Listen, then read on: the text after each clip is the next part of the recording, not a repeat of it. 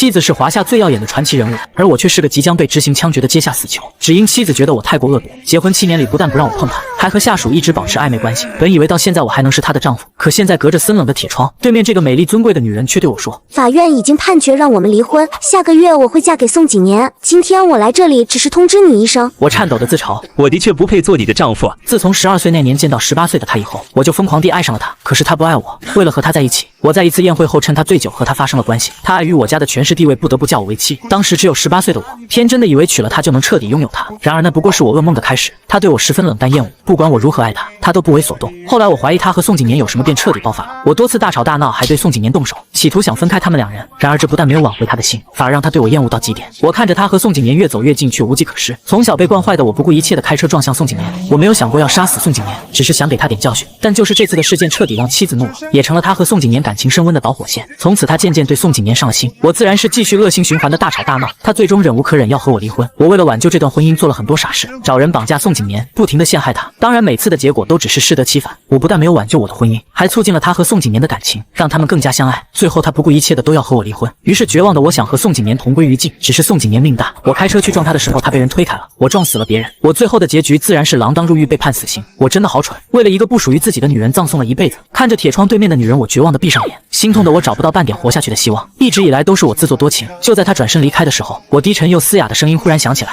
婉柔姐姐。他转过身来，却是看到我撞向墙壁，咚的一声，我的身躯摔倒在地上。他没想到我会选择如此狠绝的方式离开，他似乎听到我染血的低喃：早知会有今日，我就不会再上你。下一秒，医院病床上的我睁开了眼睛，耳边接着响起一道清脆的声音。我侧头看到坐在床边的苏婉柔，一看到她，我的心就狠狠一阵刺痛。我没有死吗？为什么没有死？我根本就不想再面对她，为什么还要我活着？女孩眼中带着一丝难掩的厌恶。这次怎么没有撞死你？我淡淡一笑，我也想知道为什么没有撞死我。苏婉柔微愣，我从容的态度超出她的意料。苏婉柔以为我听了会跟以前一样蛮横争吵，可是我的态度有点出乎她的意料，但她并没有多想什么，只是冰冷的嘲讽道：你死了也别连累别人。她不想再多看我一眼，便起身大步离开。什么连累别人？我还在疑惑她的话时，张妈就走了进来。她是照顾我长大的佣人，就算是我结婚后，她也一直在照顾我。张妈关心地问着我：少爷，你没事吧？有没有哪里不舒服？我的心里有些酸涩，我都落到了这个境地，没想到张妈还是那么关心我。我微笑道：我没事，只是很遗憾，为什么没能直接死掉？张妈叹气：少爷，你怎么就那么傻？你开车去撞宋景年的车子，就算你在车里也会受伤的。以后你一定不要再做这样的傻事了。我愣住了，张妈在说什么？我开车撞宋景年的车子？张妈继续说：不过少爷你别担心，这件事已经被太太压了下来。那个宋景年虽然也在医院，但他也只是受了一点小伤，还好这次你没有出事，不然我怎么向老爷他们交代？张妈自顾自地说着，并没有发现我的脸色越来越怪。从她的话里我察觉到很不对劲，我撞宋景年的车子已经是很久以前的事了，还有我的脑袋居然不痛，我可是撞墙自杀，怎么可能不痛不痒？张妈说：少爷，医生说你没什么大问题，我们今天就可以出院回家，其他的烦心事你就别想了。你要明白，太太和宋景年走得再近，宋景年也没法撼动你的地位，只要你一天是太太的丈夫，他就绝对不可能。我突然抓住张妈的手腕，盯着她。张妈，你把手机给我。张妈不知道我要做什么，忙点头把手机递给我。我打开手机就看到上面的日期，怎么会这样？时间竟然倒回到了2年前。我一时间心乱如麻，很难接受这神奇的变故。思考片刻后，我就想通了。张妈，宋景年是不是还在医院？张妈点点头。是的，就在隔壁病房。我撑起身体准备过去。张妈以为我要去找宋景年算账，连忙劝我：你去看他做什么？你别理他这种小人物。我说：张妈，你放心，我不会对宋景年做什么。看出他的心思后，我淡淡一笑。如果我真的重生了，那我不会在意宋景年了，更不会再做任何自我毁灭的事情。隔壁病房内的宋景年也是刚醒来，苍白病态的脸色让女人看了就想要关心他。坐在床边的苏婉柔声音温柔：感觉如何？宋景年微微笑：总裁，我没事的，谢谢你能来看我。还有你不要怪江先生，他只是一时鲁莽。看见宋景年这么善良，苏婉柔更是看不起我的任性蛮横。他这次竟然敢开车撞人，简直太恶毒了。想到自己嫁给这么恶毒的丈夫，苏婉柔就越发厌恶，同时对宋景年的看法发生了改变。苏婉柔忽然柔声道：等你重新回到公司后，就搬来90楼吧。宋景年既惊讶又惊喜：总裁，你的意思是秘书总监的位置吗？那可是距离总裁最近的位置，多少人挤破脑袋都想坐上那个位置。宋景年也特别想，但公司的竞争非常大，他根本就没能力挤上去。没想到这次却因祸得福，想到以后每天都能和总裁待在一起，宋景年就高兴坏了，但他的脸上还是心如止水。谢谢总裁，我会好好努力，一定不会辜负你的期望。苏婉柔点头起身道：你好好休养，我先走了。宋景年看他的目光就像崇拜他的粉丝，带着仰慕欣赏的目光，没有女人会讨厌。苏婉柔一转身就看到我，她原就淡漠的双眸变得冰寒，看到他冰冷无情的眼神，以前的我每次都会控制不住和他闹，但现在不会了，我的心态比任何时候都要平静，这一世我永远不会再被他影响。苏婉柔冷冷地问：你来做什么？我说：我就是来看看宋锦年。我想看看宋锦年是不是也重生了，一切是不是都不一样了。苏婉柔并不认为我是好心来看宋锦年，以为我又是来闹事的。看完了吗？她的声音带着淡淡的警告，我笑得灿烂。看完了你们继续聊。说完我就转身离开。苏婉柔不明白我为什么要笑，更不明白我居然没有大吵大闹。这辈子我不把苏婉柔和宋锦年放在眼里，但是我也不想看到他们。我迫不及待的想离开这里，想出去看看这个美丽的世界。回到家吃完饭后，我躺在床上梳理着前世发生的一切，想着想着，我忽然听到汽车引擎的声音。苏婉柔回来了，她很少回来，我以为今晚过后她再也不会回来。苏婉柔很快走进了卧室，看到靠在床头还没睡的我之后，她目光冰冷。她回来是拿东西，拿完她就准备离开。我叫住她，苏婉柔，我们谈谈。她冷淡地问着，谈什么？随即不屑地轻笑。你要谈的内容我没兴趣。她以为我这次要谈话题还是跟以前一样，无非就是因为宋锦年和她闹。我说，你肯定有兴趣的，我想好了，我们还是离婚吧。苏婉柔很意外，她柳眉微皱，你又想耍什么花招？我摇摇头说，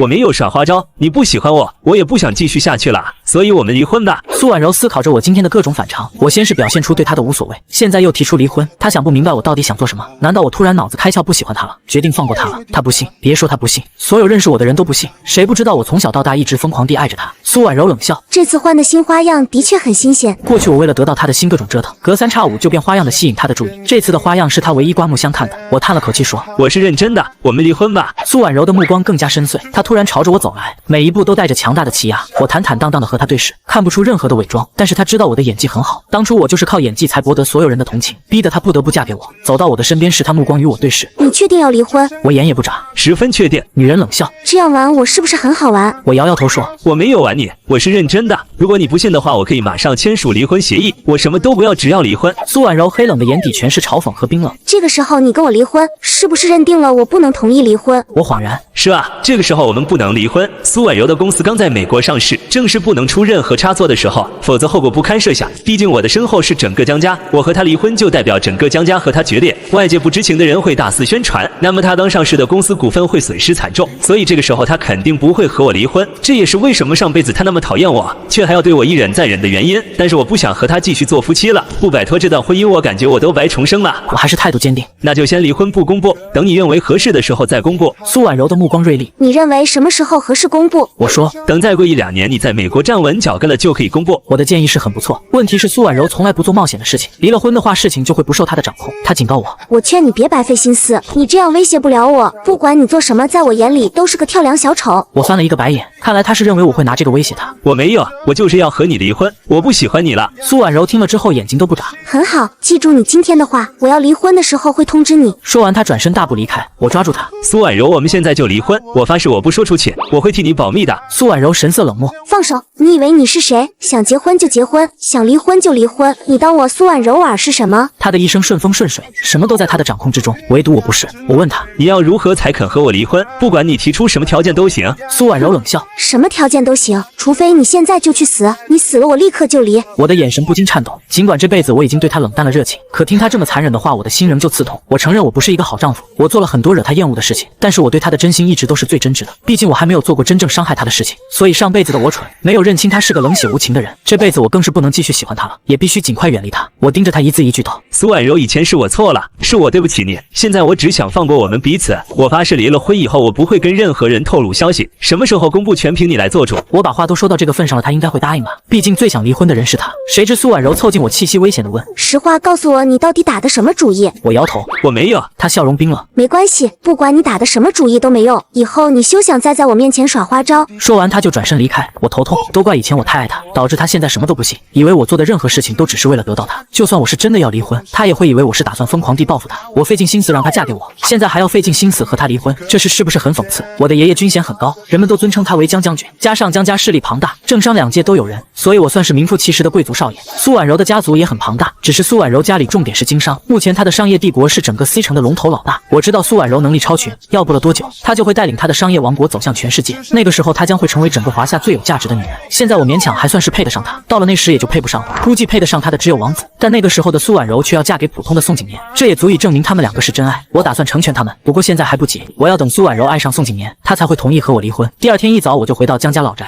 看见老爷子的时候，我的眼睛顿时酸涩。爷爷，我饱含思念的叫出来。老爷子看到我也很高兴，笑得十分宠溺。我岔开话题，爷爷，今天我没事做，就在家陪你好不好？老爷子连忙点头。你能陪爷爷，爷爷爷心里可高兴了。上辈子的我果然是太不孝了，我从小性格顽皮，根本闲不住。但是今天我很懂事的一直陪伴着爷爷，我陪他下棋，陪他聊天，陪他看戏剧。老爷子也疑惑了，你最近是不是遇到了什么问题？我以前每次闯祸都会特别孝顺懂事，老爷子就以为我今天又闯了祸。我摇摇头说，我没遇见什么问题，今天就只是特别想您，你可不要误会。老爷子不是很相信，真没有。我连忙说，真的没有。老爷子很欣慰，看来我家宝贝孙子最近长大了不少。老爷子让佣人准备了很丰盛的晚餐，我看到满桌的美食时口水都分泌了出来。爷爷现在可以开饭了吗？老爷子坐在主位笑道，不急，还有一个人没到场啊。话音刚落，就听到佣人的通报声，婉柔小姐来了。我猛地抬头看去，一袭白色连衣裙，身姿优雅的苏婉柔走进来。苏婉柔的目光只是淡淡从我身上掠过，她看向老爷子，爷爷最近您的身体如何？我带了一些补品过来，您尝尝看看喜不喜欢？老爷子笑道，喜欢，你送爷爷什么我都喜欢。快来坐下来，正好就要吃饭了。苏婉柔在我的对面坐下，我已经明白了一切。苏婉柔是爷爷叫来的，爷爷肯定是想促进我俩的感情，可是我不想啊，看到我都不敢吭声。老爷子故意打趣的问，你们两个怎么回事？阿晨，你是不是惹婉柔不高兴了？我岔开话题，爷爷，我现在肚子好饿，只想吃饭。老爷子大笑，行了，都吃饭吧。你们两个很难有机会陪爷爷吃饭，今天都要多吃点，知道吗？我说，爷爷你也要多吃点。我忙给他加了不少的菜，整个吃饭的过程一直很热闹。我忙着哄老爷子笑，老爷子又忙着和苏婉柔讨论一些问题，整个餐桌一点都没有冷场，但就是有点微妙的奇怪，因为我和苏婉柔一直没有对话。吃完饭后，苏婉柔就打算离开了。爷爷，我还有一些事情要去处理，改天再来看你。老爷子疑惑，这么晚了还有工作没做完？苏婉柔点头说，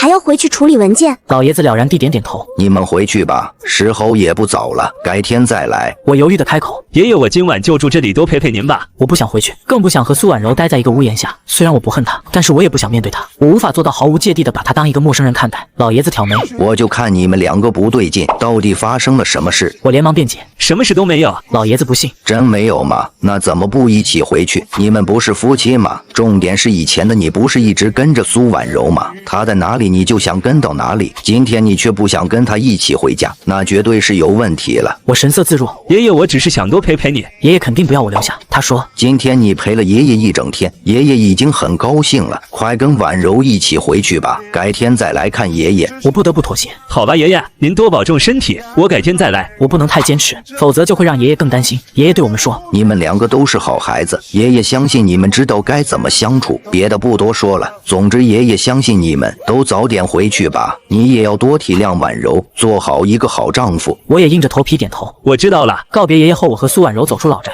我上了苏婉柔的车，车子一驶出大门，我就听到她冰冷的嘲讽，我真的很想知道，你要到什么时候才能不玩花样？她完全不喜欢我，而我现在也迫不及待想和她离婚。我以为我还能继续忍耐一段时间，可是苏婉柔每天都像是看苍蝇一样看我。我现在有了尊严，也不想继续忍受她的嫌弃。我连夜打印出离婚协议，第二天一早就起了床，我想第一时间把离婚协议交给她，结果我起得太早，下楼的时候苏婉柔还没起来，我就靠着沙发闭目养神，眼睛闭着闭着就睡着了。苏婉柔下楼的时候非常意外，觉得我熟睡的模样还挺帅的，眉头微微皱起，看起来更加成熟，这是我清醒时候没有的模样。我清醒时根本就是一个做事为所欲为、毫无顾忌的顽劣公子哥，但凡我做事沉稳点，他也不会如此厌烦我。不过我现在想改变形象已经晚了，没用了，他对我的厌恶是怎么也不会改变的。苏婉柔只是瞥了我一眼就朝外面走去，正好张妈从厨房出来，见她要走，连忙开口问道，太太，你不吃早餐就走吗？苏婉柔头也不回就准备离开，不用。我顿时被他们吵醒，立刻撑起身体，苏婉柔却已经走没影了。我慌张地问张妈，苏婉柔走了吗？她说是啊，刚走。少磊是不是有事情要找他？刚才张妈和苏婉柔说话就是为了提醒我。我抓起茶几上的文件袋就往外冲，冲出客厅大门时，我一眼就看到院门那辆名贵的林肯车，而开车的司机正是宋景年。他穿着好看的西装，很好的展现了他高大强健的身材。不过他怎么会在这里？思考片刻后，我就想通了，他现在是苏婉柔身边的首席秘书，来接他并不奇怪，怪不得苏婉柔后来会喜欢他。这男人很勤奋，也会做事，在他的衬托下，我为所欲为的少爷病就显得罪大恶极。所以这辈子就算决定不理会宋景年，可再次看到宋景年时，我的心里还是不舒服。他们到底什么时候在一起啊？到时候我一定开一瓶香槟庆祝。我在打量宋景年的时候，他也看到了我。宋景年愣了一下，苏婉柔发现他的表情后，顺着他的视线看去，苏婉柔眼睛微微眯起，她不知道我要做什么。看到他的目光，我这才想起我的目的。这个文件给你，你记得一定要看，看完后给我答复。本来我想直接跟他说这是离婚协议的，但是我们离婚的事情不能宣扬出去，只能我们两个人知道。苏婉柔冷淡地问：“什么东西？”我说：“你看了就知道，只能你一个人看。”我硬塞给他后转身就走，还不断叮嘱他记得给我答复。苏婉柔微微皱眉，不知道我到底想干什么，但他什么都没问就直接坐车离开了。到了公司，他下车的时候瞥了一眼给他的文件袋，犹豫了一下还是拿上了。只是到了办公室后他就开始忙碌起来，根本没时间去看里面的东西。等他忙完后，文件袋也被他遗忘了。我等了他一天也没等到他的回复，难道他还是不同意离婚？可是在离婚协议里我都写得很清楚，我发誓绝对不泄露消息，一旦不遵守承诺我就赔偿他1个亿。我没有1个亿，江家也不会拿出1个亿给我去赔偿，所以我肯定不敢泄露消息。我都这样约束自己了，他肯定会放心的和我离婚吧。等到晚上苏婉柔回来了，他一走进客厅我就迎了上去。给你的东西你看了吗？苏婉柔思考片刻才想起了文件袋，我一看她的反应就知道她没看。你没看吗？她绕过我直接朝书房走，没时间。我跟在她后面喋喋不休。我不是让你一定要看吗？看一眼又花不了你多少时间。苏婉柔冷笑一声，我的时间没兴趣浪费在你的事情上。她的时间每一分每一秒都很宝贵，她1秒钟都不想浪费在我身上。每次我都会被她无情的嫌弃，就算是圣母也会不舒服。我给你的是离婚协议，我想你看了肯定会跟我离婚，不过你来不及看也没关系，我现在重新打印一份给你。苏婉柔表情瞬间冷了，目光锐利如刀。离婚协议吗？你非要这个时候跟我闹？她以为我想趁这段特殊时期故意跟她作对，她并不认为我是真的要和她离婚，无非是认定她不会答应离婚，所以要欲擒故纵。我说我没有，你看了内容就知道我是认真的，而且我绝对不会影响你的事。苏婉柔冷笑，不会影响我，我看你就是故意想威胁我，早不离婚晚不离婚，非要选到这个时候离，你以为这样就能威胁我吗？我继续反驳，我没有，我真的没有。苏婉柔眼里充满危险的警告，我感到很无力。为什么你不相信我是真的要跟你离婚？苏婉柔没有回答，只是讽刺冷笑。到时候我找你离婚，你别自打嘴巴就行。所以就是现在不能离，用不了多久了，我一定会尽快成全你的愿望。他不同意的话，我一个人也离不了。算了，我再忍一忍。其实我是可以忍的，就是觉得一天不跟他离婚，我就会担心悲剧会重演。我怕历史无法改变，所以才想尽快离婚。但是现在离不了，我也只能忍了。反正他也同意离婚，等这段时间过了就好了。我无奈妥协。行，我等你，你尽快把离婚协议准备好。我再声明一次，我是认真想要离婚的。说完我就转身走出书房。苏婉柔盯着我的背影，面色复杂。她在想我这次真的是认真的吗？但是她不懂我为何非要离婚。她给我甩了3年脸色，也没见我想通过。现在突然想通了，还真是见了鬼。不过不管我的目的和理由是什么，既然我要离婚，那她也乐得同意。等这段时间一过，她一定马上跟我离婚。然而第2天就出事了。苏婉柔还没到公司就接到消息，她要离婚的事情已经在网上传开了，离婚协议的内容全部都传了出来。现在几乎所有人都知道了她要离婚的事情。去公司的路上，苏婉柔接到很多人打来的电话，都是问她离婚的消息是不是真的。最后气得她直接关机。苏婉柔来到办公室后，身后跟着7、8个助理和秘书，她语气森冷地问道：“这到底是怎么回事？”所有人都被她锐利的眼神看得战战兢兢。平时她就已经不怒自威了，发起火来那更是吓人，所以没人敢站出来，只有身为首席秘书的宋景年迈出一步。总裁，这是我们的失职。昨天你放在桌上的文件袋不小心被我们打开了，然后发现了其中的离婚协议，但是我有吩咐过不能把这件事外传。昨天苏婉柔下班比较早，她走的时候几个秘书都没离开，她的秘书很多，只有几个人可以进入她的办公室处理文件，她一般都会把机密的文件锁起来，所以能让秘书看到的都不是很重要的文件。偏偏昨天她不知道我给她的是离婚协议，更是把我给的东西忘了，不然也不会让秘书发现。但就算发现了也不该外传，他们应该很清楚，现在是公司最关键的时期，把她离婚这种事情传出去，那不是故意损害公司利益吗？苏婉柔目光如炬，谁打开的？她的话音刚落，一个女秘书顿时吓得全身发抖。苏婉柔的目光射向她，是你吗？那个女秘书直接吓哭了。总裁，对不起，我不是故意的，我不知道是什么文件就打开看了。苏婉柔又看了看其他人，这里哪些人看过？在场的所有秘书全部举起手。苏婉柔盯着宋景年，后者立刻主动承担责任。总裁，是我没有管理好他们，这是我的失职，我愿意接受任何处罚。苏婉柔继续问，是谁传出去的？没人吭声，谁会傻傻的站出来承认？承认了就死定了。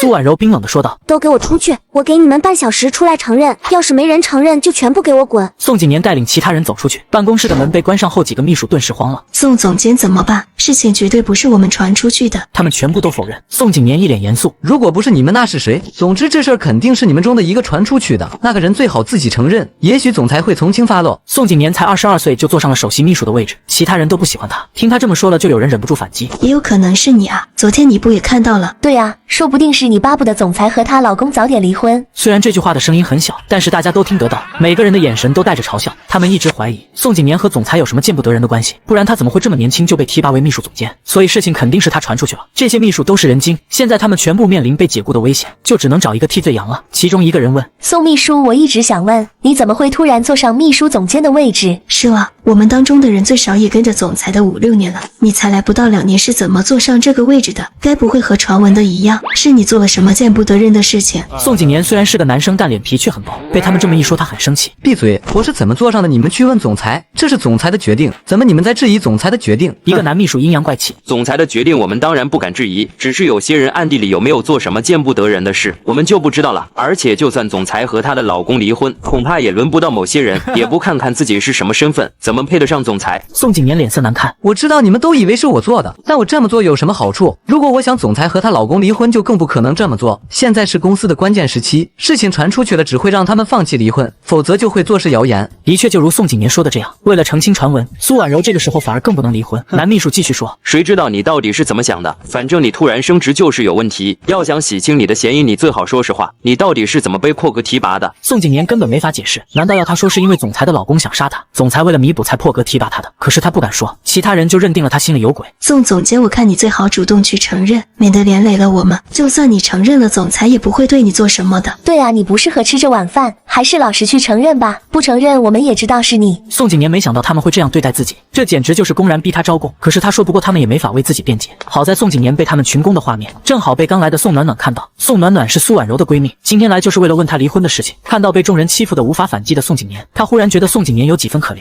他是认识宋景年的，去年公司举办的建筑设计大赛，宋景年得了一个特等奖。没想到他的能力那么好，现在就坐上了秘书总监的位置。可惜他还是太年轻太老实了，所以才会被人欺负。宋暖暖实在是看不下去了，便走了过去。你们在做什么？众人顺着声音看去，宋总，所有人都吓得不敢出声了。他们不知道刚才的话他听到了多少。宋暖暖什么都没说，就直接进了总裁办公室。苏婉柔正在打电话让公关部去处理这次的事情，看见宋暖暖进来后，他放下电话。你怎么来了？宋暖暖问。你要离婚的事情是真的吗？苏婉柔没有正面回答。我现在只想弄清楚事情是谁传出去的。宋暖暖把刚才的所见所闻都讲了一遍。你打算怎么处置？苏婉柔没有太大反应。不是他做的，他有什么必要承认？苏婉柔话音刚落，就听到敲门声进来。宋景年推门进入，不过这次只有他一个人。苏婉柔直接问向宋景年，事情查得如何？是谁泄露出去的？宋景年说，总裁这次是我的失职，我愿意辞职。苏婉柔声音沉了下来。怎么？事情是你做的？宋景年说，不管是谁做的，这都是我的错，是我失职才给公司带来的损失，我愿意承担所有责任。宋暖暖不禁皱眉，她果然背下了这个黑锅。苏婉柔面色冷淡，这就是你们商量的结果，你一个人出来承担一切。宋景年急忙辩解，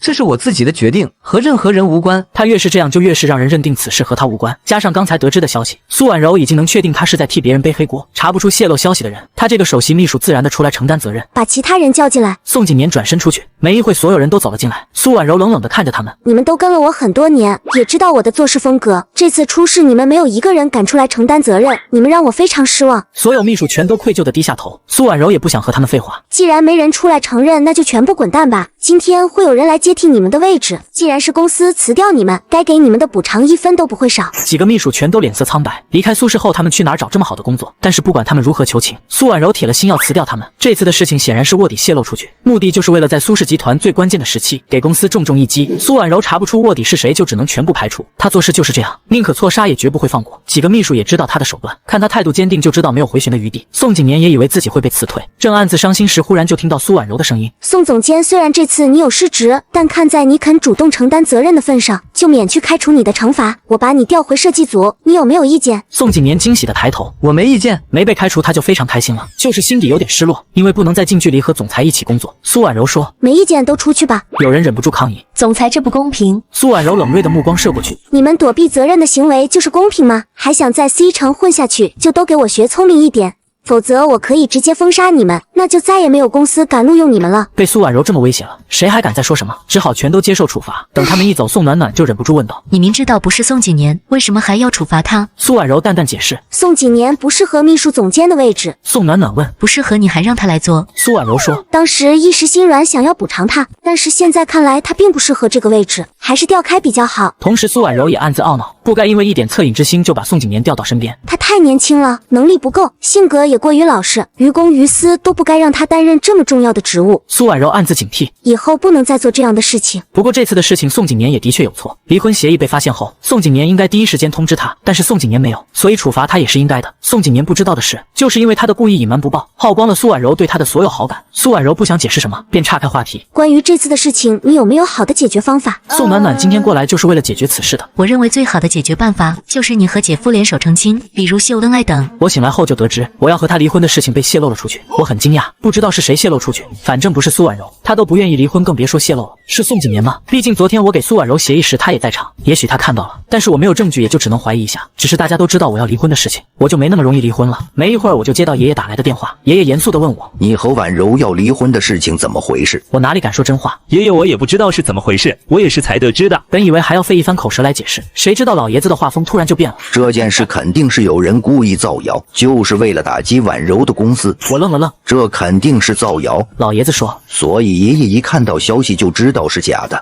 老爷子又说了一会，然后安慰我：“不要担心婉柔的公司，他能处理好这件事。”我说：“我知道的。”爷爷说：“不过就算他能处理好，你也多帮帮他，最近也别给他添麻烦。”我点点头说：“放心吧，爷爷，那我挂了呀。”挂了电话后，我又接到了一些人打来的电话，无非就是询问我要和苏婉柔离婚的事情是不是真的。我每次都只是反问对方：“你认为是真的吗？”结果所有人都不信，他们死都不信。我哭笑不得，不信还打电话来问。消息被泄露出去后，我没有太当回事，我不担心苏婉柔的公司会出事，反正这点问题也难不倒他。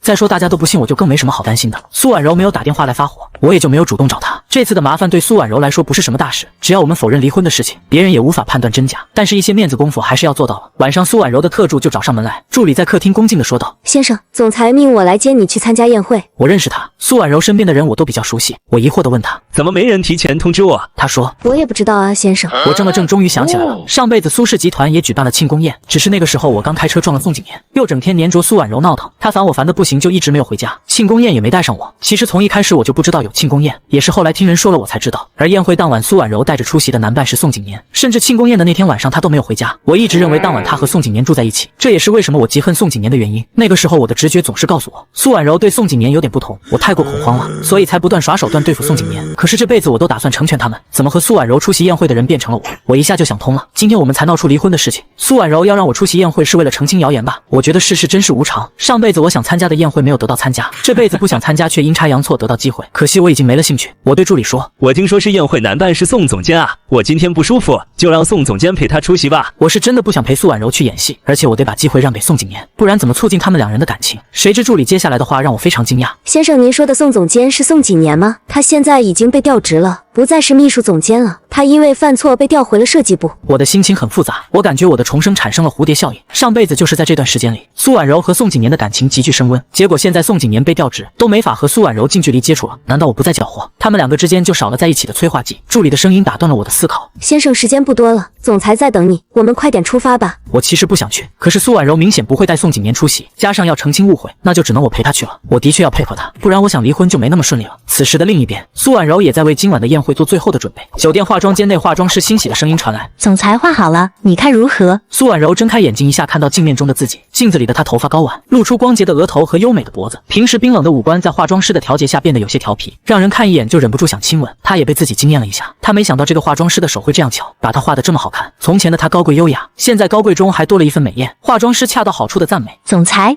你好漂亮，是我见过最好看的人。”苏婉柔嘴角不自觉地勾起，忽然她就看到了镜子里多出的高大男人。苏婉柔突然对上我深邃的目光，笑容都忘了收敛，我漆黑的眼也微微凝滞一下，那一瞬间仿似惊鸿一瞥，她的容颜和笑容在我的心里激起波澜。化妆师急忙跟我打招呼：“先生。”然后非常识趣地离开了。房间只剩下我们两个人。苏婉柔看到我之后也愣了一下，只见我身着整洁的西装，深邃的五官在璀璨的水晶灯下帅气高贵，和平时吊儿郎当的模样形成了强烈的反差。我俩很快避开了各自的视线，她再好看也没用，我这辈子不会再在乎她了。苏婉柔站了起来：“准备好了，我们就走吧。今晚该怎么做，想必我不用多说吧。”我故意反问：“是不是我配合好了，你就和我离婚？”苏婉柔脸色冰冷：“要不是你，今天也不会弄出这样的麻烦。”我说：“这不是麻烦，而是提前给大家打个预防针，反正我们早晚会离婚。”看着我满不在乎的样子，苏婉柔柳眉微皱，她发现她看不懂我到底要做什么。难道我是真的要离婚？苏婉柔不明白我为何突然态度大变，或许是我欲擒故纵，又也可能是我演技太好。不管是什么，她早晚会弄清楚真相。而且我现在的态度她很满意，就算我是演戏也好，只要我不继续纠缠她就行。只是苏婉柔没发现她已经开始在意我了。苏婉柔伸出左边的胳膊：“走吧。”我仿佛没看懂她的邀请般自顾自地往前面走，我才不想挽着她。谁知苏婉柔脚上的高跟鞋太高了，她走了2步后突然崴了脚，身后突然响起呀的一声。苏婉柔以为自己一定会摔在地上，就在千钧一发的时候，她的腰上突然多了一条有力的胳膊。苏婉柔感觉自己的身体被搂进一个宽厚的怀抱，她太熟悉我的气息了，每次闻到我的气息，她都会感到厌恶至极。她瞬间像是被针扎一般慌张推开我，我往后踉跄一步，眼神微微有些错愕，手指上还残留着触摸她柔软身体时的触感。苏婉柔除了有些慌张，还有一点点的怅然若失，不过她并没有在意。走吧，我没事了。苏婉柔好像没事人一般直起身体，神色自若，她上前一步，再次弯起胳膊挽着我。既然要演戏，那就演得逼真一点。这次我没有拒绝，我挽着她的胳膊和她一起进入了宴会现场。主持人在台上激情欢呼，下面有请苏总和她的丈夫江先生出场。现场顿时爆发出热烈的掌声。苏婉柔和我从后台缓缓走出来了，聚光灯打在我们身上，两人绝佳的容貌吸引了在场的每一个人，他们议论纷纷。苏婉柔娇艳美丽，一举一动都带着贵族的气息，没想到她的丈夫还长得英俊，两人在一起简直是天作之合。所谓的人生赢家恐怕就是他们吧，身份、家世、容貌、财富什么都有，就连伴侣都是那么完美。在场的人没有谁不羡慕我们的，只有在角落的宋景年嫉妒地看着我们，他不禁捏紧手中的酒杯，心里的酸涩怎么都压抑不住。今晚该陪着总裁出席宴会的人是他，总裁身边的人应该是他的，可是老天爷却给他开了一个很大的玩笑，他以为幸运之神会降临在他的头上，结果不过是一场空欢喜。宋景年知道总裁和她老公一起出席宴会是应该的，但她就是怎么也控制不住心底的郁闷。宋景年失落地喝下一口酒，在心里不断警告和催眠自己，总裁已经结婚了，他有丈夫，自己不该对他动心，也不能对他动心。苏婉柔发表了讲话后就带着我下台，我自然又体贴地扶着她，小心台阶。苏婉柔微愣，抬眸时我对她露出温柔的笑，突然看到我明媚的笑容，苏婉柔又愣了一下，但她的反应很迅速，没人注意到她神色的细微变化，我却注意到了，我很满意她的反应。她在我面前演戏我也会啊，看谁最先当真，可是别人不知道我们暗地里的心思，他们看到的是一幅夫妻恩爱的和谐画面，如果不是彼此恩爱，两个人的神色是做不到那么自然温柔的。所以离婚的事情就是造谣，就是有人为了故意打击苏氏集团，而且就算我和苏婉柔要离婚，也不可能在这么关键的时候闹得满城皆知，所以那绝对是造谣。苏婉柔要的效果已经达到，今晚她和我之间的事情会被人传出去，谣言不攻自破。我又非常配合的一直挽着她的胳膊，陪着她迎接每一个人的敬酒，只是站得太久了，我的低血糖好像犯了，快要坚持不住了，我感觉有点眩晕，脑子像是缺氧一样有些反应迟钝。苏婉柔侧头就发现了我的不对劲，怎么了？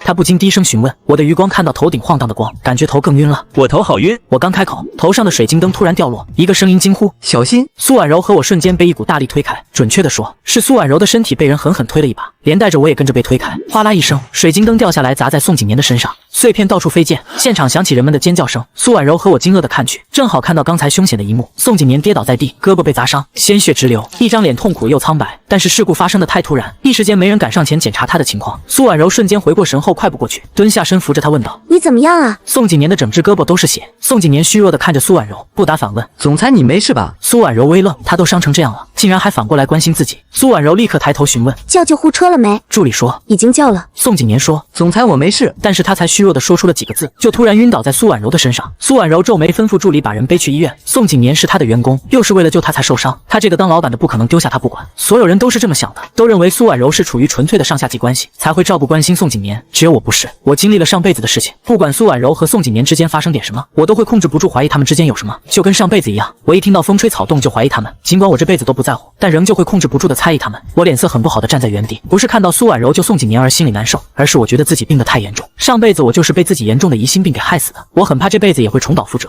我也十分清楚，只要我一直不和苏婉柔离婚，我的心早晚还会被她搅乱。她天生就是我的克星，在她的面前我的防守无法做到坚不可摧，万一我再次对她动了心，是不是意味着我仍旧会走向毁灭？那我重生的意义何在？我一想到上辈子凄惨的结局，全身每一个细胞都控制不住的恐惧和颤抖，想到这辈子还会是那样的结局，我的脸色更加苍白，身体都在微微发抖。有人立刻发现了我的不对劲，江先生你怎么了？没事吧？我茫然地看了一眼周围的人，眼前一黑便也晕了过去。天亮了，医院的 VIP 病房内，我缓缓睁开眼睛，一眼就看到雪白的天花板，空气中淡淡的消毒水味道已经让我知道了我现在在什么地方。我微微侧头，就看到坐在床边手臂靠着脑袋的苏婉柔，她正在闭目养神，她在这里守了一晚上，我只是动了一下身体。苏婉柔顿时醒来，见我醒了，她问道，感觉如何？要不要叫医生？经过一晚上的休息，我已经没事了。我摇头，撑起身体疑惑地问，我昨晚是怎么晕倒的？我一点印象都没有。苏婉柔看我的眼神顿时有些深邃，医生说你太过恐惧，导致心率混乱才晕倒了。我微愣，太过恐惧。苏婉柔的声音带着试探，昨天的事情把你吓坏了。按道理昨天的事故根本不足以把人吓晕，恐怕连小孩都吓不晕，我又不是胆小的人，怎么可能会因为太恐惧而晕倒？总之我晕过去的理由太匪夷所思了，但是也不排除我的确是被吓到了。我点头，是被吓到了。宋景年如何了？他没事吧？苏婉柔没想到我会主动关心宋景年的情况，口气不像是幸灾乐祸，就是很平淡的询问。苏婉柔对我说，他没事，只是受了点伤和惊吓，没什么大问题。我点头便不再多说什么。苏婉柔眸色复杂，昨天她丢下我带宋景年来医院，加上我也晕倒了，按道理醒来后我会因为生气的跟她吵闹的，然而我的反应太平静了，安静的就好像彻底变了一个人。她觉得自从几天前我醒来后，我整个人都变得不对劲。刚开始苏婉柔以为我是打算玩欲擒故纵，现在看来好像不是。为了试探我，苏婉柔故意道，宋景年就在隔壁病房，现在都还没醒来。我看了她一眼，忽然想起一件事，上辈子的宴会上是不是也发生了这样的事故？也是宋景年救了苏婉柔，所以苏婉柔在医院守了宋景年一晚上，才没有回家。如果是这样的话，上辈子我不知道误会了他们多少次。刚开始也许是误会，但是我一直作死的跟他闹，后面就真的促进了他们的感情。也许上辈子是我自己毁了我的婚姻，毁了自己。要是自己当时够冷静理智，内心够强大，谁也毁不了我。我的不幸和悲哀都是我自己造成的吧。我忽然间看开了很多事情，不过并不代表我想通了。这辈子愿意和苏婉柔好好，我不想冒险去赌我和苏婉柔会有幸福的未来。我爱了她7年，那么喜欢，那么在意，结果到死她也没有对我动心，这已经证明她是一个很冷血无情的人。我又何必继续浪费时间在她身上？我对她的热情和爱早就消磨殆尽。这辈子我不想再去爱任何人，不想再为了爱情而失去自我。想通这些后，我的内心变得更加平静。果然无欲无求才能成为强者。苏婉柔不知道我已经彻底变了，她的试探一点反应都没有。我说，这次多亏了宋锦年，不然受伤的就是我，你想怎么补偿他都行，我没意见。苏婉柔眼神变得复杂，我对上她的目光疑惑地问道，有什么问题？苏婉柔淡淡反问，怎么补偿宋景年都行。我点点头，的，你想怎么补偿都行。她要立刻嫁给宋景年也没问题。苏婉柔似乎听出了我的潜台词，她的目光变得犀利。你现在的改变真是出乎我的意料。我对她说，所以别再以为我要和你离婚是别有居心，我是真的要和你离婚。苏婉柔勾唇，那我到时候一定会对你刮目相看。我说，不用，只要你早点同意和我离婚就行，这样我的心也能早点得到自由。苏婉柔虽然也想离婚，可是被我整天这样逼着离婚，她还是感觉不舒服。当初死活要结婚的人是我，现在闹着要离婚的人也是我。苏婉柔最讨厌的就是别人左右她的思想，本来我左右了她的婚姻，现在还想继续为所欲为，觉得我太欺负她了。苏婉柔勾唇突然问，结婚这么久，我们好像都还没接吻。我一时间没有跟上苏婉柔跳跃的思维，她突然抓住我的手腕，紧接着我的嘴唇瞬间被堵上，我的脑子嗡了一声。苏婉柔眸光盯着我缓缓亲吻，不放过我任何细微的眼神变化。我的确是懵了，我没想到她会突然做出这样的举动，2辈子加起来我也没想过她会突然吻我呀，这根本就是不可能发生的事情。我用力推开她，十分恼怒，你做什么？这几天的我神色一直很淡然，好像什么情绪都没有。现在看到我的激烈反应，苏婉柔笑了笑，你别跟我说你不懂这是什么意思。我很快恢复冷静，你就不觉得恶心吗？你明明厌恶我还故意吻我，太虚伪了。苏婉柔唇角微扬，我吻我的老公怎么会恶心？可是他从来不当我是他的丈夫。我冷冷地看着他，苏婉柔，你这样真的很恶心。说完不顾苏婉柔阴冷的脸色，我掀开被子就要下床，但是昨晚被推开的时候我不小心崴了脚，我忘了这件事，双脚落地，刚站起来我就痛得瞬间跌倒，好巧不巧正好跌在苏婉柔的身上，我下意识抓住她的衣服，很是愕然，她却笑了，说我恶心，你现在又投怀送抱算什么？我恨不得找个地缝钻进去，面上却很是镇定。这只是意外，你别自作多情。苏婉柔冷笑，认识你的人都知道你恨不得时刻抱着我，你确定是我自作多情？我突然推开苏婉柔，以后我不会再对你有半点想法，也不会死缠着你，我不爱你了。我忽然激烈的反应让苏婉柔有些错愕，她的脸色也不禁变得阴冷。是的，苏婉柔此刻的心里别提有多阴沉。试想一个爱你疯狂什么都是以你为中心的男人，突然就不爱你，这就算了，还嫌弃你跟嫌弃苍蝇似的。像苏婉柔这样自尊心很强的女人，怎么忍受得了这样的对待？无关任何感情，她就是不允许有人这样先后极端的对待她。苏婉柔阴沉着脸盯着我，我真的很想一把掐死你，以前想现在也想。我总是有本事让她愤怒的想杀人，我能感觉到她冰冷的杀意。苏婉柔，以前是我错了，我不该娶你的，我们离婚吧，我不想继续错下去了，我们离婚好不好？苏婉柔听到我这么说更加生气了，我被她吓了一跳，女人目光锐利，我会成全你，早日滚出我的视线，明天等着律师给你送离婚协议。说完她就转身离开，我愣了愣，随即明白了她的意思，她同意和我离婚了，明天就能离婚。我忍不住笑了出来，终于我要解脱，要真正获得新生了。苏婉柔没看到我高兴的笑，不然真的会冲过来掐死我。苏婉柔离开了医院，她那么愤怒，不可能还留在这里。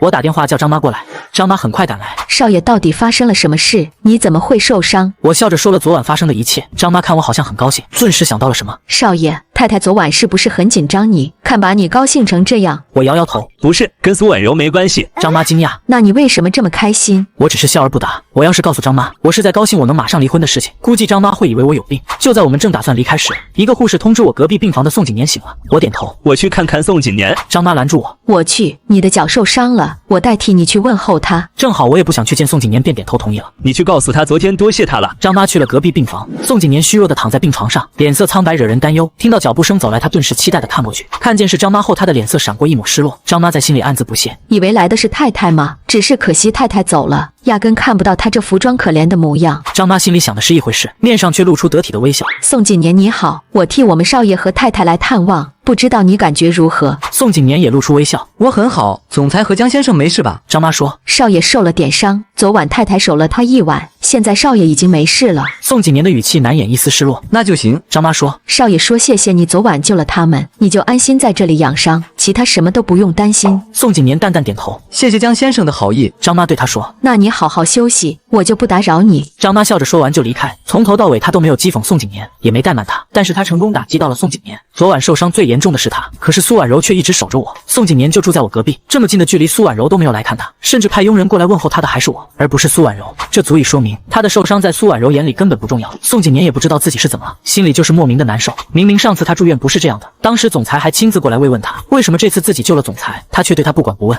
宋景年的直觉告诉他，最近好像有很多事情都超乎他的预料。至于为什么会有这样的感觉，他也不知道，就是觉得事情不该是这样的。我回到家洗完澡吃了一顿午餐，就开始收拾东西。明天我就要离婚了，今天就得把东西全部收拾好。张妈也被我拉来帮忙，这让她很奇怪。少爷，你打包东西做什么？搬家吗？我点头说道，明天就要搬出去。张妈惊愕，为什么？我不能说我要和苏婉柔离婚的事情，我们离婚的消息不能外传，就是打算搬出去住一段时间。张妈还是不解，为什么要搬出去？我说，就是想搬出去啊，这个家太空荡了，我住着有些压抑，想出去住一段时间。张妈顿时担忧地看着我，少爷，你和太太之间是不是发生了什么事？我摇摇头，没有，我就是单纯想出去透透气，你可别跟爷爷说。张妈，你就什么都别问了，我说怎么做你就怎么做，顺着我好不好？张妈笑出来，我哪次没有顺着你？我对张妈说，我就知道你对我最好了。张妈心里感动，便也不再问什么，只是慢慢帮我收拾东西，反正知道的太多也没用，我不打算带走太多东西，只把重要的带上后，其他的都不打算要。我们没有收拾太久就全部打包好，坐在床上，我忽然觉得这个别墅瞬间就空了。以前我就觉得这个别墅空荡荡的，现在更是感觉空荡的吓人。结婚1年来，我在这里从没感受过家的温暖，这个地方其实早就注定不是我的家，幸好我现在还来得及回头，想到明天就能获得新生，我的心里很期待，还有种如释重负的感觉。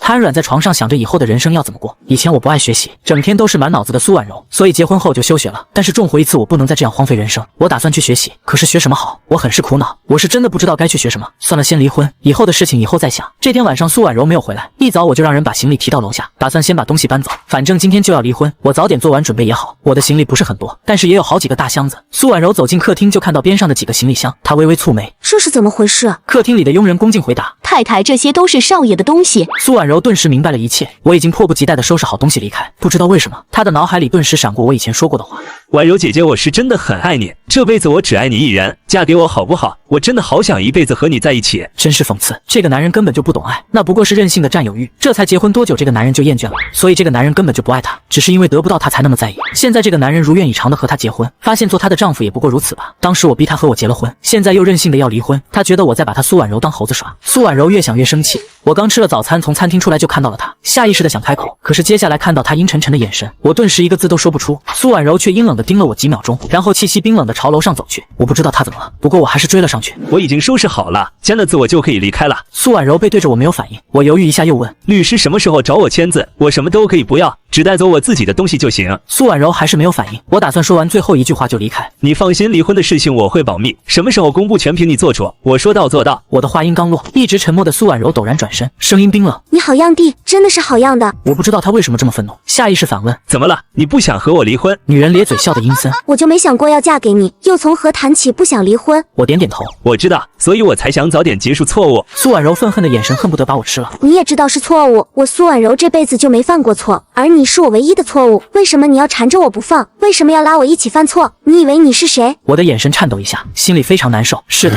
这一切都是我的错，明知道他不爱自己，我还非要强行娶她，我从来没考虑过他的感受。苏婉柔，对不起。苏婉柔冷笑，一句对不起就能解决问题吗？你知不知道我很讨厌你，最讨厌的人就是你。我脸色微白，我做人果然很失败，原来我是如此让人厌恶。张了张口，声音低哑，我无法挽救什么，弥补什么，只能放过你，或者你希望我做什么？苏婉柔神色冰冷，现在就给我滚，从我的视线里消失，永远别出现在我眼前。我愣了愣，然后点头转身就离开。我会做到这点的，以后尽量不出现在你的眼前。苏婉柔看着我如此平静的离开，心里的无名火越来越旺盛。这个男人搅乱了她的生活，现在还能如此淡然的离开，她觉得凭什么我想怎么样就怎么样？苏婉柔莫名很愤怒，我脸色不好的从楼上下来。张妈看到我疑惑的问，少爷你怎么了？我说，张妈，我们现在就离开。张妈问，你和太太怎么了？我摇摇头，没事，准备离开吧。张妈在心里叹气，我的婚姻有多不如意，她一直看在眼里，不过这也是我的生活，她无权干涉什么。佣人把行李箱全部都放进车里，我站在车门口回头看一眼这座别墅，心里的感觉有些复杂，不过唯独没有留恋她。不管是出于什么原因，我对苏婉柔都不会再有任何感情。所以就到此结束吧。他本来就不爱我，一段失败的婚姻对他应该没有任何影响，毕竟他那么成功和尊贵，这点失败对他来说不算什么。车子很快就离开，我一直很沉默。张妈不由得关心地问：少爷，你真的没事吗？我看着窗外淡淡道：张妈，我非要娶苏婉柔，是不是错得很离谱？张妈愣了一下：少爷，这不是你最大的心愿吗？我苦笑一声：可是我从来没考虑过她的感受，她根本就不爱我。我自嘲地笑道：怪不得他那么恨我，怪不得上辈子我把自己的人生过得一塌糊涂。张妈犹豫了一下说：我不知道太太是怎么想的，但是她是什么性格大家都很清楚，她不愿意做的事情没人能逼得了。当初太太估计也有想嫁你的理由。是啊，苏婉柔真不愿意做的事情没人逼得了，如果不想娶嫁我，她直接可以用订婚无限拖延婚期，然后再慢慢想办法解除婚约，而不是直接妥协嫁给我。我从来没有想过这个问题，一直以为她是被逼着嫁给我的。可是不对啊，她的确很讨厌我，也说了从来没有想过要嫁我，那么为什么还是嫁给了我？难道说她喜欢我？这个理由打死我都不信。那到底是什么理由？我正疑惑着呢，手机就响起，电话是苏婉柔打来的。我惊讶的接通，苏婉柔在那头阴冷的问：去哪了？我错愕了一下，她不是让我滚吗？我在路上，是不是现在要签字？苏婉柔冷声说5分钟之内滚回来。说完，苏婉柔就直接挂了电话。我不解她到底要做什么，难道真是签字？我马上吩咐司机回去。我们没有走太远，很快又回到别墅。我以为苏婉柔叫我回来是签离婚协议，上楼推开卧室的门，却发现她在浴室洗澡。我敲了敲浴室的门，我回来了，是不是要签字？里面的苏婉柔没回答我，我不得不等在外面。我等了大概10来分钟，浴室的门才拉开。苏婉柔穿着一身轻便的浴袍走了出来，雪白的肌肤透露出丝丝清新的气息，身材曼妙的让人想流鼻血。我以前疯狂迷恋她绝对不是没有理由的，抛开她尊贵的身份不说，她的容貌和身材都是极品中的极品。这样的女人就像妖精，一举一动都散发着诱人心魄的魅力。我从小就见过世面，自己也是个大帅哥，身份地位也不差，可是看到她的第一眼都沦陷了，还沦陷的无药可救，可见她的魅力是有多大。我不得不承认她是个非常出色的女人，要不经历过前世的种种，我肯定又会沦陷。还好我已经能够控制自己的内心了。我神色淡然地问：你叫我回来做什么？苏婉柔冷冷地看了我一眼，口气不悦：谁让你擅自离开的？我一口气噎在胸口，不是他让我滚的吗？不是他让我消失在他眼前的吗？我不想跟他争论什么。你叫我回来到底要做什么？苏婉柔什么都没说，直接拿过手机打开短信丢给我。我疑惑地看了看手机里的短信：婉柔，你和江晨最近是不是又闹矛盾？妈打算过来住几天，中午就到。如果你没事的话，你们一起来陪妈妈吃午餐。这是我的丈母娘发来的短信。我惊讶地看向苏婉柔：你妈妈一会儿就要来。苏婉柔面无表情：到时候你最好别给我添乱，离婚的事情不能让她知道，明白吗？苏婉柔的目光阴冷，充满警告。我看她这样就知道不能说，虽然我不明白为什么不能让她的父母知道，但我还是点头。你放心，我没有让任何人知道，只要我不亲口承认，就算别人怀疑我们要离婚，也不会真的相信。毕竟谁都知道我很爱她，是不可能会和她离婚的。犹豫一下，我还是开口道：能不能先签字？我会陪你继续演戏。苏婉柔的嘴角拉开阴冷的弧度：你认为我会做没把握的交易？签字离了婚之后，我的行为就不受她的控制了。我有些疑惑。可是你不是说了今天签字吗？要知道我从昨天就开始期盼离婚了，今天不能离婚我会很失落的。而且我们私底下签字也不会有人知道，我会配合你，不会让你父母知道。苏婉柔现在特别反感听到我说离婚这2个字，这几天我每天都挂在嘴上。苏婉柔面色冷淡：不用你提醒，我也会和你离婚，做好你该做的。但是现在想离婚没门。我不得不妥协。那你要什么时候才和我离婚？你总得给我个期限，我不能一直等下去。我是怕自己没有耐心。苏婉柔心中升起怒气，但她还是忍下了。离婚对我来说没那么简单，等我准备好一切，自然会和你离，到时候你不离也得离。我相信她比我更迫不及待想离婚。既然这段错误的婚姻是我导致的，那我也只能配合她。现在不能离就不能离吧，我再忍一忍就是了。好吧，我配合你，你就安心做你的准备，别忘了你今天说的话。苏婉柔冷笑出来：你认为我会反悔？别到最后反悔的人是你。我连忙发誓：不会的，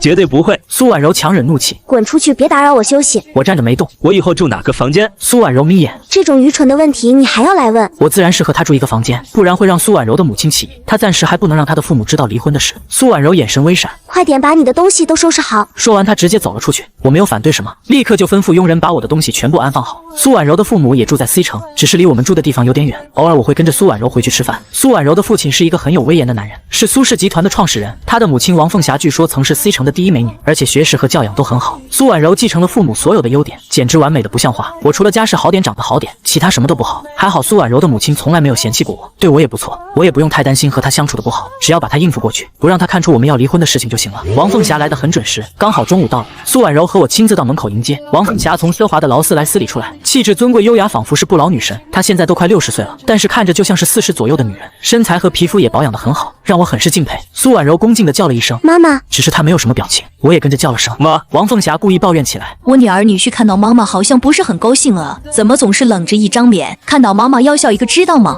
算了，一点都不可爱。妈妈好久没看到你们了，怎么都不回家去吃饭，非要每次催你们才回去。我顿时不知道该如何回答。王凤霞笑出来：好了，我知道婉柔最近没时间，阿晨你心里只有她，除了他哪里记得我这个妈妈？我尴尬的解释，怎么会？在我心里您就是我亲妈。王凤霞笑了，你能帮妈妈照顾好婉柔就够了。走吧，我们进去聊。妈妈这次要来多住几天，有什么话我们慢慢说。还真的要住几天啊？我忍不住偷看苏婉柔一眼，后者也同时看过来，眼里传达着只有我们自己知道的信息。佣人早就准备好午餐了，他们直接去了餐厅用餐。吃了一会儿，苏婉柔低声询问：妈，您还真要在这住几天？老爸他同意吗？苏婉柔的父母很恩爱，两个人就没分离过。王凤霞一个人来这里住，苏婉柔的父亲肯定不会同意。王凤霞浅笑，他同不同意有什么关系？我做主就行。苏婉柔问：你应该不会和他吵架了吧？王凤霞敲了敲他脑袋，胡说什么呢？我是担心你们的感情出问题才来照顾你们。丈母娘这次来是为了帮助我们发展感情，倒不是她想插手女儿的感情问题，是她太想抱外孙子。我们两个结婚都这么长时间了，苏婉柔的肚子一点动静都没有，她实在是等不了了。要知道她想抱外孙子都想疯了，出来这几天就帮助我们两个要个孩子，她的心思我和苏婉柔不知道，我们还以为只要在她面前演好戏就足够了。苏婉柔白天出去直到很晚了才回来，推开卧室的门就看到床上我的身影，空气中也有一股若有似无的玫瑰香味。她拿了睡衣就去洗澡，我其实没睡着，但是我不想面对她，就只能继续装睡。没多久，苏婉柔从浴室出来，走到床边坐下，我背对着她也能感觉到她上了床，她也翻身背对着我，灯被关掉，房间里陷入黑暗之中，我这才安心的闭上眼睛打算入睡。我很少碰她，除非是她特别有需要，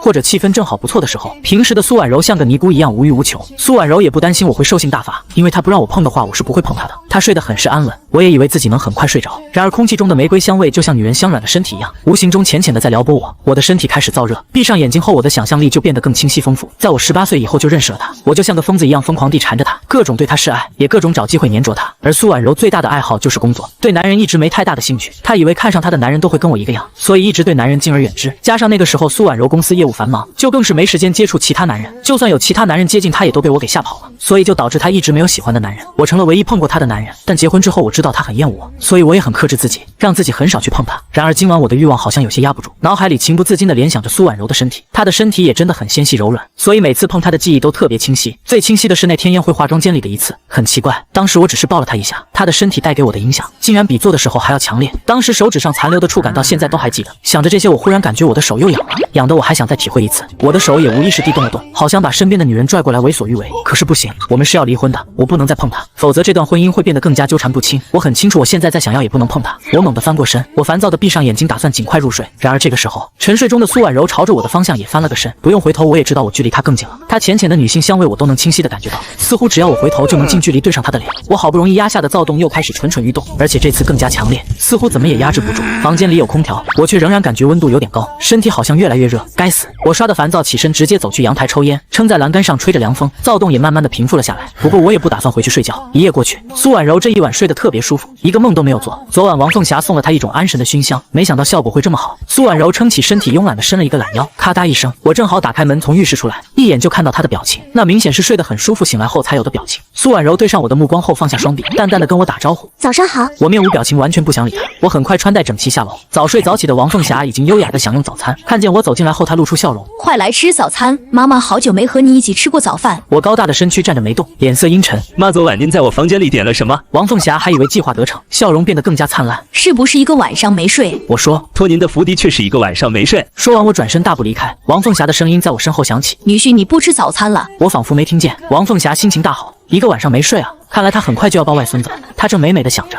苏婉柔也走进餐厅，妈妈早上好。苏婉柔心情不错，走到她身边坐下后，拿过一杯牛奶直接喝。王凤霞笑着试探地问：昨晚睡得舒服吗？苏婉柔点头，很舒服，妈妈给的熏香很好用，我一觉睡到天亮，好久没睡这么舒服了。王凤霞愣了下，一觉睡到天亮。苏婉柔点头微笑道：对啊，一觉睡到天亮。妈妈的熏香是哪里买的？我以后每晚都想用。王凤霞淡淡道：没了，那是别人送的，以后有了我再送给你。苏婉柔看她突然心情不好，便也没多说什么。吃过早餐后，王凤霞就暗地里找佣人询问我和苏婉柔最近的关系如何，结果得到的全是一样的回答，他们的关系不是很好。苏婉柔对女婿还是那么冷淡，女婿好像也变了，不再什么都围绕苏婉柔打转，而且苏婉柔很少回来睡觉，最近两人还分房睡了。王凤霞立刻意识到事情的严重性，连女婿都变了，看来这两个孩子的婚姻危机是十分严重，不然昨晚女婿不会忍了一晚上也不碰苏婉柔。中午王凤霞亲自下厨做了几道苏婉柔爱吃的菜，然后让我给苏婉柔送爱心便当去。我不想去，可是没有拒绝的理由，这是岳母亲手做的，她希望她的闺女能能吃到她亲手做的菜，所以我必须给送去，而且我还要假装喜欢苏婉柔，就更是没有借口拒绝了。毕竟以前的我就不会拒绝任何可以和苏婉柔接触的机会。反正现在不管丈母娘让我做什么，我都得照做。不过送就送，我也无所谓。我去了苏氏集团总部，下了车后，我戴上墨镜，直接走去乘坐电梯。苏婉柔的公司我太熟悉了，前世我都不知道来了多少次，根本就不用问，我自己也能找到地方。为了不引人注意，我没有去乘坐总裁专属电梯，而是坐了普通的电梯，不过只能到达50层。下了电梯还要重新乘坐其他电梯才能到顶。刚开始电梯里只有我一个人，后来又进来2个员工，他们不认识我，只是自顾自的聊着天。今年的设计大赛竞争太激烈了，我本来还想参加的，看这么激烈就放弃了。另外一个人接话，不知道今年的前5名会是谁？会不会又有宋锦年？宋锦年刚进公司不到2年，第1年拿了设计大赛特等奖，今年还一飞冲天的做了秘书总监。虽然又被降职了，但是他在设计部仍旧很出色优秀，所以整个公司羡慕嫉妒他的人很多。我听他已经在准备设计大赛的事了，看样子还想拿一次大奖。要是他再拿一次特等奖，今年就能成为公司的金牌设计师了。2个人顿时都露出羡慕嫉妒的表情。你说人和人的差距怎么就那么大？对啊，有才华不说，长得还很帅，连总裁都对他另眼相看。他那么优秀，还让我们怎么活呀？我在他们背后听着，宋锦年就是很优秀，不光有才华、有颜值，还有高情商。上辈子我都被他逼得没活路了，更别说其他人了。不过这辈子宋锦年再好也跟我没关系，反正在我的眼里，宋锦年就是路人甲。我到了顶层，直接就朝苏婉柔的办公室走去。一个秘书看见我，急忙走来。江先生，你怎么来了？总裁现在不在办公室，要不要我立刻联系他？我摇头，不用，我进去等他就行。秘书忙带我进去等他。苏婉柔的办公室很宽大奢华，装修也十分精美，甚至还有玩高尔夫的地方。我把饭盒放在茶几上就去玩高尔夫。我的球技很差，每次都无法进洞，好不容易掌握点技巧，以为一定能进，结果球又偏了，还滚了好远。苏婉柔推门进来，一颗球正好滚到苏婉柔脚边，她微愣，抬眸看到我后眉心下意识皱起。你怎么来了？我把球杆放好，妈妈让我来送饭，你赶紧吃了，我好离开。苏婉柔的目光扫视到茶几上的饭盒，声音冷漠，放着就行，你可以走吗？我说不行，你妈说要看着你吃完才能走，而且我也没吃，那里还有我的饭。我走去把饭盒打开，菜香味顿时飘出来，我盛了2碗米饭，端着1碗就开吃。我先吃了，反正我很饿了，也不想等她。苏婉柔忙了一早上没吃早餐，的确有些饿，加上母亲的厨艺确实很好，做的还都是她爱吃的。她直接坐下，拿起自己那碗吃起来，并吩咐助理继续汇报情况。苏婉柔一边吃一边听，我很是无语，吃饭都要工作，她以为谁都跟她一样是工作狂吗？助理快速的汇报完，最后拿出一份名单放在苏婉柔面前。总裁，这是今年设计大赛的名单，一共有10人参赛，您请过目。苏婉柔扫视一眼，满意道：今年大家的积极性都很高。助理笑着点头：是的，今年获奖的人最少也能得到50万的奖金，所以大家的热情都很高。我也抬头看去，没想到一眼就看到宋锦年的名字。宋锦年肯定能获奖吧？我不禁好奇，第1名能有多少奖金？助理忙回答：公司最高奖是特等奖，一共有500万的奖金。我惊讶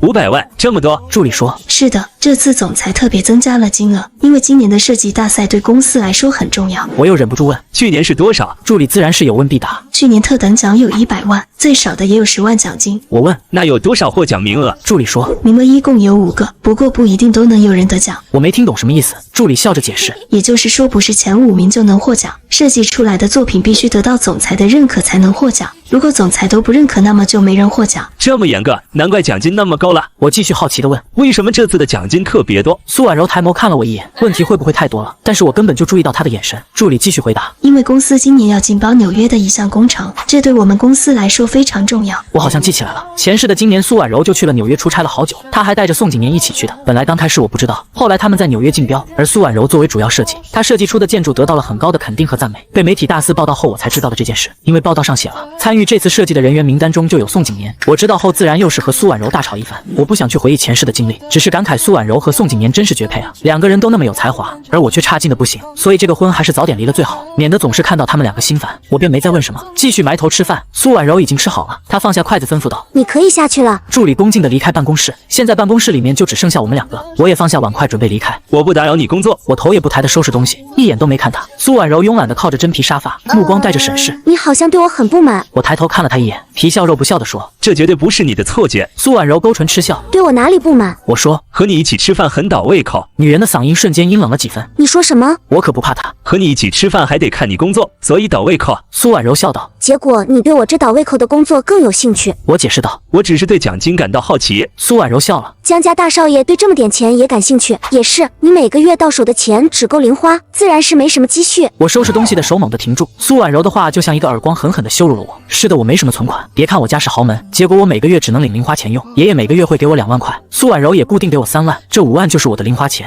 除了每月固定的5万之外，我根本没其他收入，也没任何本领挣钱，甚至为了追求苏婉柔，我连学业都荒废了。这么一想，我好像一无是处啊，真的是完全不如宋景年，我简直就是个废材。可我就算是废材，也绝不允许苏婉柔来羞辱我。我起身看着她，你这是看不起我？苏婉柔玩味勾唇，你有什么让我看得起的？我对她说，很好，这是你逼我的，我一定会让你后悔自己刚才说的话的。苏婉柔笑出声，是那种讽刺的嘲笑。你要证明你自己，我不知道你要拿什么来证明。在她眼里，我是个毫无用处还让人讨厌的男人。我被她如此鄙视也不羞恼。我抓起茶几上的设计大赛名单，一字一句道：这个设计大赛我也要参加，我会证明给你看我到底有没有用。苏婉柔愣了愣，你要参加这个，你好好看清楚，这是建筑设计大赛，不是设计花花草草。我说，我知道，我就是要参加这个。苏婉柔看我一脸认真的表情，很不可思议，这个男人到底哪里来的自信？你连大学都没毕业，你懂什么是建筑设计吗？我说，不就是设计房子的样子，内部结构我不会画，一个外观我还不会画吗？苏婉柔冷哼，如果只是这么简单，那岂不是变得都是设计师？我说，我知道没这么简单，但我就是会画外观，我画出来的外观如果被你认可了，那就算我赢。苏婉柔点点头，那你就只设计外形，我倒要看看你有没有这个本事。我继续说，如果我赢了，我还要拿500万的奖金。苏婉柔很是无语，也不看你有没有这个本事。我得意的笑，有没有本事到时候才知道。苏婉柔是真的看不透我的想法，她并不认为我设计出来的东西能得到她的认可。她起身看着我说道，你设计出来的外形如果是这次大赛最好的，奖金给你又何妨？我兴奋地指着她，这可是你说的，你等着吧，奖金一定是我的，到时候你别说话不算数。苏婉柔抓住我的手指，面无表情地说道，我的信誉不是你能随便怀疑的，还有不要再这样指着我。我顿时气愤地抽回手，冷哼一声就走了。苏婉柔冷冷命令，东西收走。我头也不回，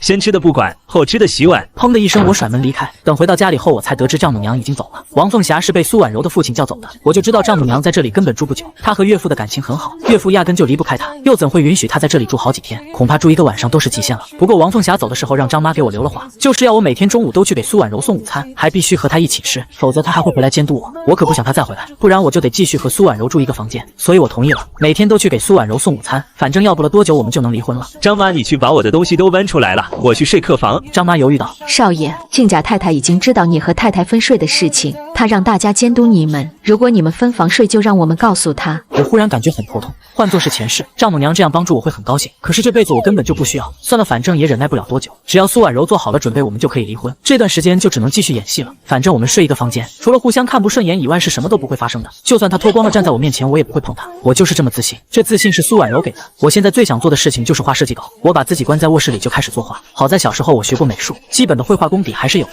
至于我要画什么形状的建筑，我早就想好了。上辈子凡是苏婉柔的作品我都十分熟悉，这次苏婉柔他们去纽约竞标的作品我也记得是什么样子。所以苏婉柔，这是你逼我的，我要用你的作品打你的脸。我一边画一边发出奸诈的笑声，只是我把事情想得太简单了。虽然我记得苏婉柔的所有作品，但是也只记得7、8成，不是每一个细节都记得。画了几幅后，我总感觉画的不对，总是差一点什么。我不想应付了事的交差，不然就拿不到500万的奖金。我都想好了，等拿到500万奖金后，我就去念书，不然我一辈子都会是废材，永远会被苏婉柔看不起。总之这次我一定要抓住机会，给自己一个往上爬的台阶。其实我要念书的话，爷爷会出钱支持我，要多少钱有多少钱，但是我都娶妻了，就不想再用爷爷的钱。况且我已经让爷爷养了这么久，要是继续花爷爷的钱，恐怕大伯一家会更加鄙视我。重生后的我只有2个愿望，第一，不想再迷恋苏婉柔，第二，不想再让爷爷替我操心。所以后的路我就只能靠自己了。距离设计大赛还有一段时间，我打算这段时间好好学习，能让作品完善多少是多少。还好苏婉柔的书房不缺这方面的书籍，我立刻去她的书房找建筑学的书来看。然后我无意中发现一本精装的设计图册，那是苏婉柔所有获奖的设计笔记，里面的图册全是苏婉柔设计出来的作品。我看不懂枯燥的文字，就只打算看图册，能看懂多少是多少。晚上苏婉柔一回来就发现书房的灯亮着，她疑惑地上楼推开书房的门，就看到我坐在她的书桌前在认真翻阅书籍，我的面前还乱七八糟地堆了一大堆书。苏婉柔走过去，那些全是关于建筑学的书，基本上全是带有图册的书。我正在翻阅一本世界各地建筑大全的书。苏婉柔嗤笑一声，用手指敲了敲桌面。我猛地抬头，看到她之后我很是意外。你什么时候进来的？苏婉柔毫不客气地说道。你用不着装模作样，不管你怎么看这些书，你也学不会的。我现在才发现苏婉柔其实很毒舌，上辈子我被她蒙蔽了眼睛，完全没发现她这个让人厌恶的大缺点。我起身挑衅地看着她，我能不能看懂不需要你操心，我就喜欢装模作样，你能把我怎么样？苏婉柔又是一声嘲笑。你做事总是这么任性吗？我说，对呀，我就是这么任性。你是第一天认识我吧？苏婉柔脸上笑容冷淡。是啊，从认识你的第一天，我就见识到你的任性。我们认识的第一天，我就彻底被她迷住，吃饭的时候非要坐她身边不走，还非要跟她一起走去她家住。苏婉柔当时都被我的肆无忌惮吓到，